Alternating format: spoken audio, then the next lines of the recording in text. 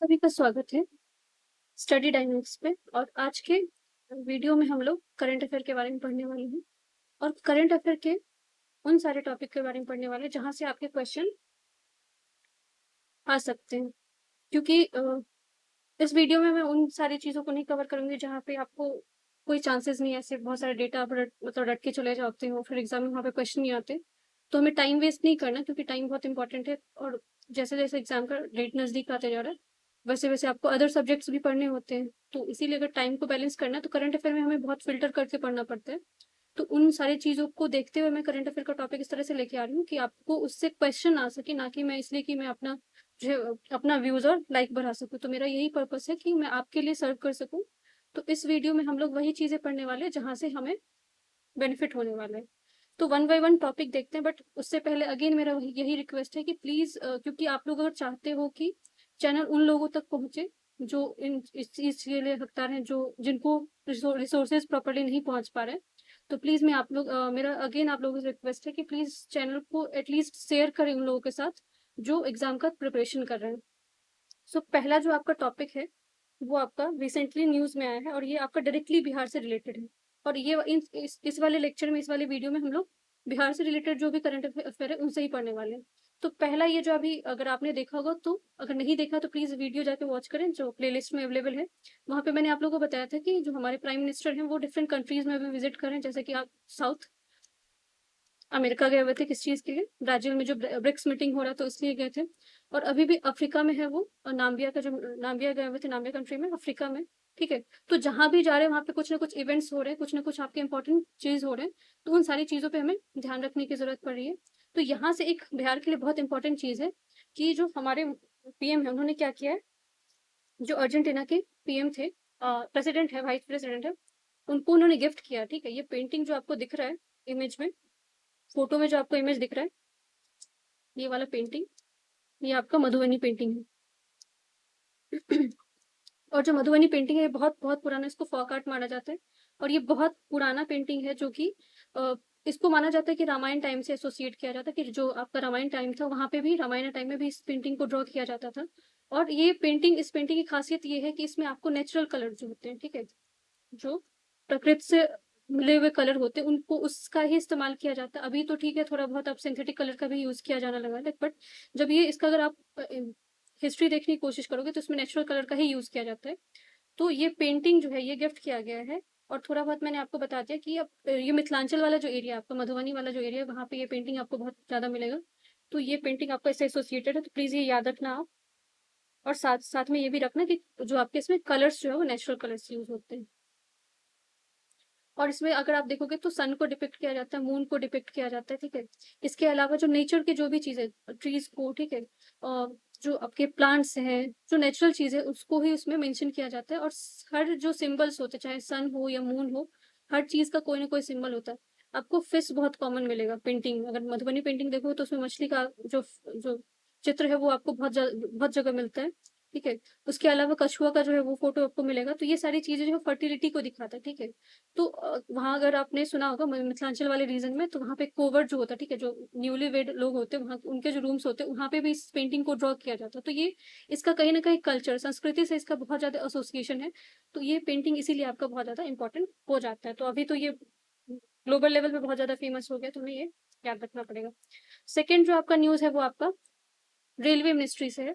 अभी है जो आपके रेलवे मिनिस्ट्री के जो कौन है मंत्री, अश्वनी वैष्णव है, जो कि बिहार विजिट किया उन्होंने।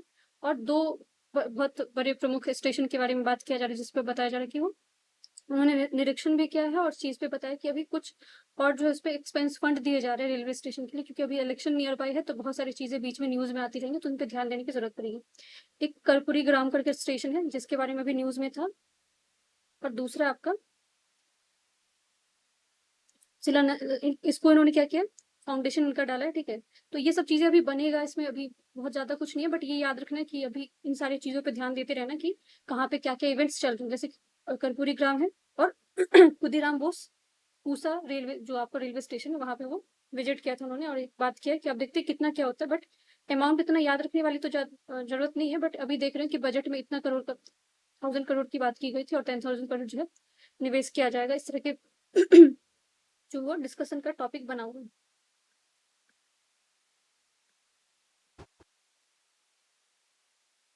नेक्स्ट जो टॉपिक है आपका वो है ये आरक्षण से।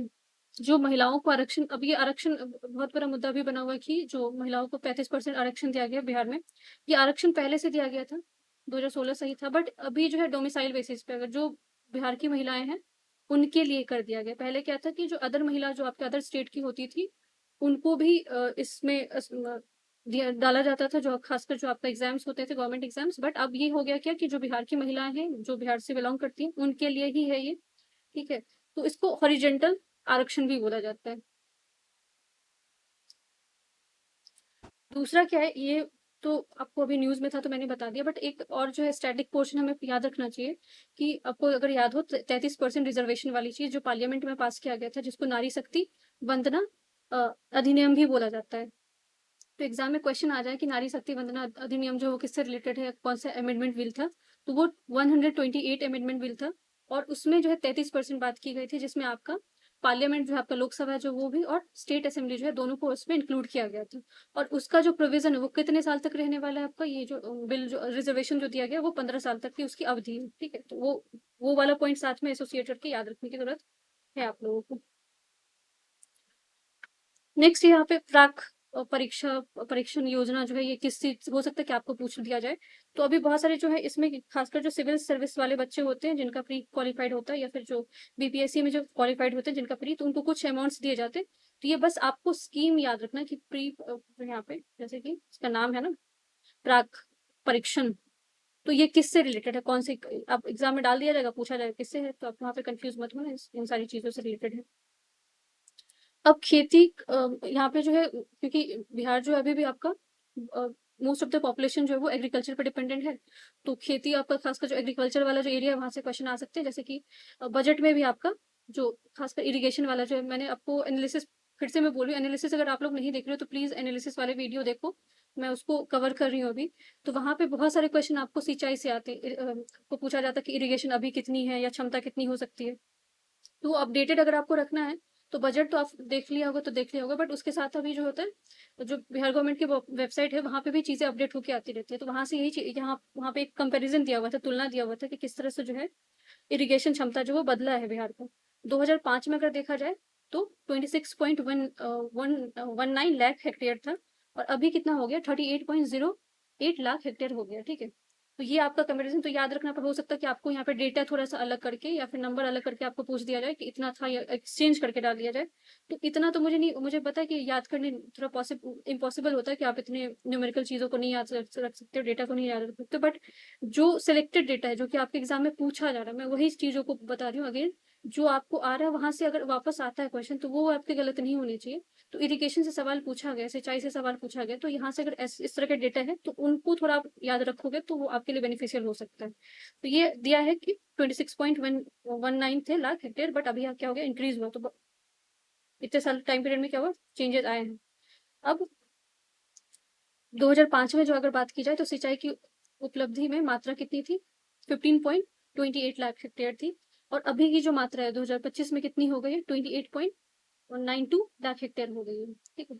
और वर्ष 2005 से 2025 के बीच में इतना 11.89 लाख हेक्टेयर की सिंचाई क्षमता जो है सृजन किया गया। तो ये पॉइंट तो प्लीज पक्का पक्का याद रखना, क्योंकि स्टेटमेंट डाल के क्वेश्चन आपको बजट में पूछे जाते हैं, बजट से रिलेटेड क्वेश्चन जो होते हैं, जो कि आपके खासकर एग्रीकल्चर वाले क्वेश्चन जो होते हैं वहाँ पे डेटा तो आता है, फैक्चुअल चीजें आपको आएगा, वहाँ पे आपको नंबर्स याद रखने पड़ेंगे, और नंबर्स तभी याद रखोगे जब आप बार बार रिवाइज करोगे। नेक्स्ट जो टॉपिक है वो आपका मत्स्य संस्थान, ठीक है। क्योंकि आप देखो फिशरी जो आपका जो मछली उत्पादन है वो बिहार का one of the strongest area है, जहाँ पे बहुत मतलब जो इनकम सोर्स ऑफ इनकम माना जाता है। क्योंकि अगर आप देखोगे तो बिहार का रैंक मछली उत्पादन में 4th नंबर पे माना जाता है, ठीक है। तो अब उस चीज को लेके क्या हो रहा, ग्लोबल अगर आप देखोगे नेशनल लेवल पे देखोगे तो नेशनल लेवल पे बहुत सारे काम किए जा रहे हैं, जैसे कि प्राइम मिनिस्टर मत्स्य संपदा योजना है 2018 में आया हुआ था। तो उसी के तहत जो है ना वो जो डिफरेंट राज्य हैं, जो डिफरेंट आपके यूटी है, वहां पे कोई ना कोई इनिशिएटिव दिए जाते हैं, बजट एलोकेशन किया जाता है। तो बिहार का 4th रैंक है, तो उसको लेके अभी बहुत सारे स्कीम्स की बात की जा रही है। बट आपको ये याद रखना है कि बिहार में अगर पूछा जाए कि कौन सा डिस्ट्रिक्ट है जहाँ पे आपको सबसे ज्यादा मछली उत्पादन होता है, तो वो आपका मधुबनी है। नेक्स्ट जो है आपका टॉपिक, मछली से आप कुछ नाम भी आप लोग याद रखना, जैसे कि यहाँ पे बिहार में कौन कौन सी किस तरह की जो मछली मिलती है, रोहू मिलती है, जयंती मिलती है, अमूर मिलती है, तो ये सब आपके नाम। हिल्सा भी आपको कुछ एरिया में मिलता है। बायोगैस को लेके है, ठीक है। तो बायोगैस वैसे भी आपका इको फ्रेंडली है, और जिस तरह से आपको अभी एनर्जी को लेके जो चल रही है, क्योंकि हम कहीं न कहीं अल्टरनेटिव एनर्जी की बात कर रहे हैं, और हम हमारी डिपेंडेंसी जो है वो बहुत ज़्यादा किस चीज़ पे, कोयले पे बहुत ज़्यादा है। तो और कोयला आपको पता है कि जो पॉल्यूशन है वो बहुत ज़्यादा उससे जनरेट होता है, तो वो हमारे एनवायरनमेंट के लिए फ़ायदेमंद नहीं है। तो हम कहीं न कहीं अल्टरनेटिव देख रहे हैं, जैसे कि सोलर एनर्जी देखा जाए, सूर्य एनर्जी देखा जाए, या फिर आपको हाइड्रोजन एनर्जी देखा जाए। तो इन सारे सोर्सेज़ पे देख रहे हैं, जिसमें एक बायोगैस भी आता है, ठीक है। अब बायोगैस को लेके एक ऑलरेडी स्कीम लॉन्च था, 2018 के आसपास था, गोवर्धन योजना बोला जाता है, जिसका फेज 2 में क्या होगा ना कि बहुत सारे जो स्टेट है उसको कवर किया गया, जहाँ पे उन्होंने, जो सेंट्रल गवर्नमेंट है वो बाकी जो स्टेट है उनको प्रोत्साहन दे रही है कि किसी तरह से आप बायोगैस को क्या करो, इंक्लूड करो, उससे एनर्जी जनरेट करने की कोशिश करो। तो बिहार में भी इस चीज की बात की गई। तो पहला बायोगैस अगर प्लांट का अगर बात किया जाए कि लगाया गया था, तो 60 के आसपास इसका क्या था, कैपेसिटी था, जो कि आपका कहाँ पे लगा था, पटना में लगा हुआ था। और अभी जो है, अभी मुजफ्फरपुर में भी एक जो है प्लांट लगने की बात की गई है, उसकी कैपेसिटी आपको 5 किलोवाट के आसपास माना जा रहा है।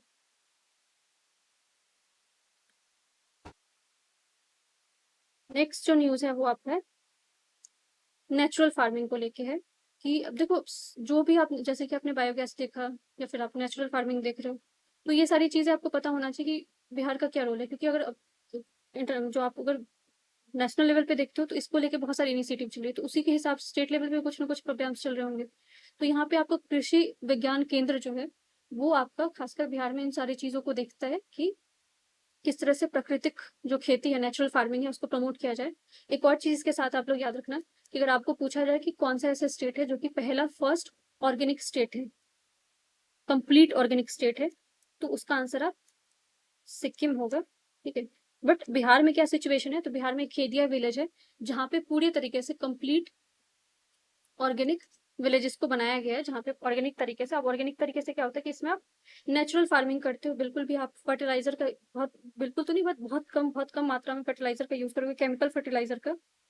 उसके अलावा जो है आप जो सॉइल इरोजन है उसको रोकने की कोशिश करोगे, और बहुत सारी जो तरीके हैं, जैसे कि नेचुरल तरीके हैं, अब जैसे कि काउ यूरिन होता है, काउ डंग होता है, उन सारी चीजों का इस्तेमाल करो, ताकि आपका सॉइल जो है वो खराब ना हो सके, सॉइल की फर्टिलिटी मेंटेन रह सके। तो वो सब सारी चीजें नेचुरल फार्मिंग के अंदर आती है।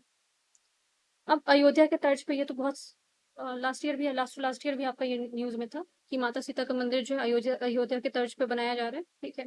और ये आपका कहाँ पे बनाया जा रहा है, सीतामढ़ी में बनाया जा रहा है, और इसको ही पुनौरा धाम बोला जाता है। इसके कुछ बजट्स लिखे हुए, आंकड़े लिखे हुए, प्लीज इसको आप लोग वीडियो को पॉज करके देख लेना।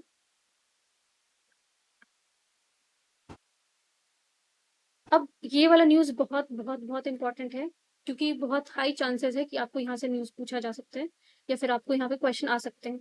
क्योंकि बिहार में पहला बार हुआ कि बिहार को मिला राज्य का पहला परमाणु ऊर्जा संयंत्र, ठीक है। इससे पहले न्यूक्लियर पावर प्लांट बिहार में नहीं था, एक भी न्यूक्लियर पावर प्लांट नहीं था, बट ये पहला बन रहा है। और ये जो बन रहा है वो कौन से टाइप का है, क्या है, अब यहाँ पे आपको ना एक तो फैक्चुअल क्वेश्चन आ सकता है, आपको पूछा जा सकता है कि कहाँ पे बन सकता है। तो रजौली नवादा है जहाँ पे ये बन रहा है। बट दूसरा अगर हो सकता है कि आपको वो क्वेश्चन, अगर बहुत ज्यादा आपको सवाल बहुत ज्यादा कठिन बनाने की कोशिश की जाएगी, तो आपको स्टेटमेंट में पूछा जा सकता है कि ये स्टेटमेंट है, इसमें से कौन सा सही है, ठीक है। तो आपको पूरा पूरा फुल इन्फॉर्मेशन होना चाहिए इस टॉपिक के बारे में। पहला तो ये आपको स्मॉल मॉड्यूलर रिएक्टर बोला जा रहा है, एसएमआर बोला जा रहा है।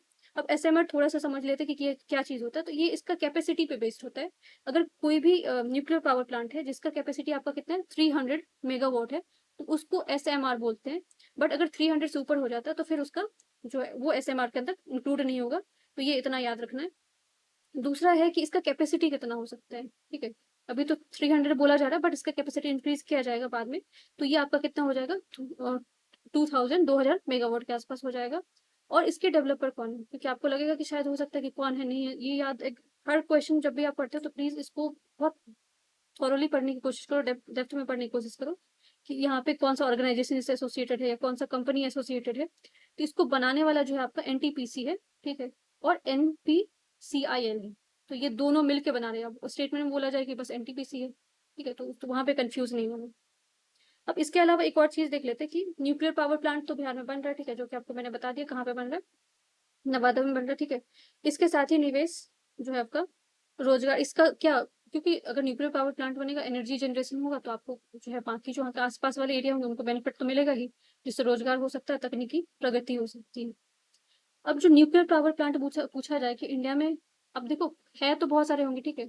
अब रिएक्टर नहीं बोल रही मैं आपको, न्यूक्लियर पावर प्लांट की बात कर रही हूँ। कहीं पे आप 8 देखोगे, कहीं पे 9 देखोगे, बट अभी एक्टिव कितना है? तो एक्टिव अगर पूछा जाए तो वो 7 ही न्यूक्लियर पावर एक्टिव है।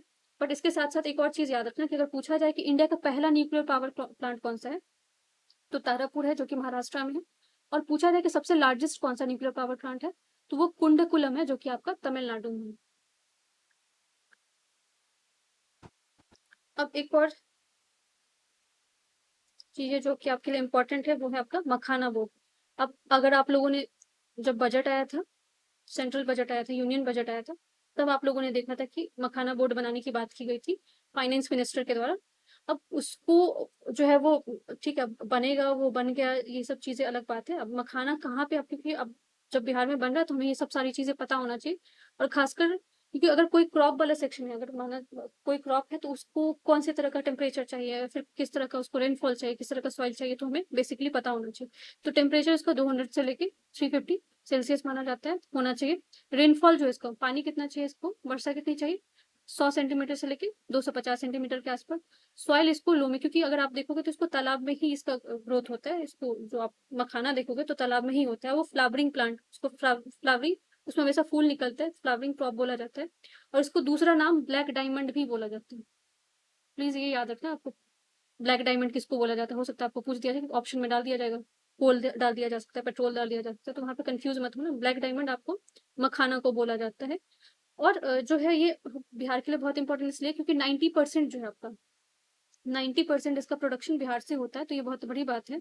और इसमें अगर देखा जाए तो आपको बहुत ज्यादा इसको सुपर फूड भी बोला जाता है, क्योंकि अगर आप देखोगे सप्लीमेंट्स काफी है इसमें, आपको प्रोटीन बहुत अच्छे मात्रा में मिलती है, फाइब्रस भी होता है, तो हेल्थ के लिए बहुत अच्छा है। तो इसलिए इस चीज को प्रमोट किया जा रहा है ग्लोबल लेवल पे भी।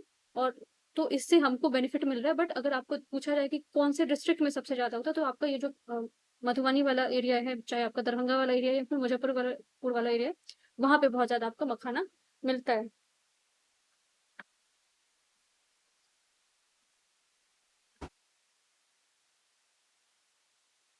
मंदिर वाला तो पॉइंट मैंने आप लोग को बता दिया था कि जो कि आपका पुनौरा धाम है। अब ये देखो, ये इसी तर्ज पे मंदिर बनाने की बात की जा रही है। अब एक और न्यूज था जो कि आपका बहुत ज्यादा इंपॉर्टेंट है, और ये बहुत पहले, वैसे बहुत पहले की बात तो नहीं है, मई की बात है। खेलो इंडिया जो है आपका, यूथ गेम्स जो है, खेलो इंडिया यूथ गेम्स 2025, वो आपका बिहार में हुआ था, ठीक है। तो बिहार में होने का मतलब है कि आपको यहाँ से सवाल बन सकते हैं। तो हमें एक एक चीज इसके बारे में पता होना चाहिए। तो क्या क्या इस इवेंट्स में हुए थे वो याद रखना जरूरी है। सबसे पहले तो कि अब ये कंक्लूड हो चुका है, खेलो इंडिया गेम्स, ये आपका हुआ था कब, मई के मंथ में हुआ था, 4 मई के आसपास हुआ था, ठीक है। 4 मई से लेके 15 मई के बीच में हुआ था। और ये एडिशन भी पूछा जाता, संस्करण पूछा जाता कि कौन सा संस्करण था ये यूथ गेम का, खेलो इंडिया का, ठीक है। तो 7th एडिशन था, वहां पे मे भी आपको 9th डाल दिया जाए। ऐसे फैक्चुअल डेटा तो यूपीएससी में गलत होते हैं, बट अब बीपीएससी एग्जाम है, अब अगर बहुत टफ हुआ तो हो सकता है इस तरह के पैटर्न यहाँ पे भी आ सकते हैं, या 10th डाल दिया जाए। बट याद रखना कि 7th इसका आंसर होगा। 4 से लेके आपका 15 मई जो है वो ये इवेंट हुआ था। और इसमें 27 जो आपका गेम्स हैं, 27 गेम को इंक्लूड किया गया था। यहाँ आगे न्यूमेरिकल डाटा तो गलत हो सकता है, तो याद रखना 27 गेम्स इसमें इंक्लूड हुए थे। और ये खेलो इंडिया गेम्स जो हुआ था बिहार में, बस एक जगह पे नहीं हुआ था, एक डिस्ट्रिक्ट में नहीं हुआ था। ये आपको पटना में भी हुआ था, राजगीर में हुआ था, गया में हुआ था, भागलपुर में हुआ था, और बेगूसराय में हुआ था, ठीक है। और इसका मैस्कट जो था, क्योंकि अब कोई भी गेम, अगर इवन अगर आप ओलंपिक्स के बारे में देखते होगे, तो उसका मैस्कट होता है, इसका एक सिंबल होता है, ठीक है। तो इसका मैस्कट जो था वो गज सिम्बा था, ठीक है। गज और सिम्बा, तो मतलब गज था, एलिफेंट था, और सिम्बा मतलब जो आपका लॉयन था, ठीक है, शेर था। तो दोनों को मिला के बनाया गया था।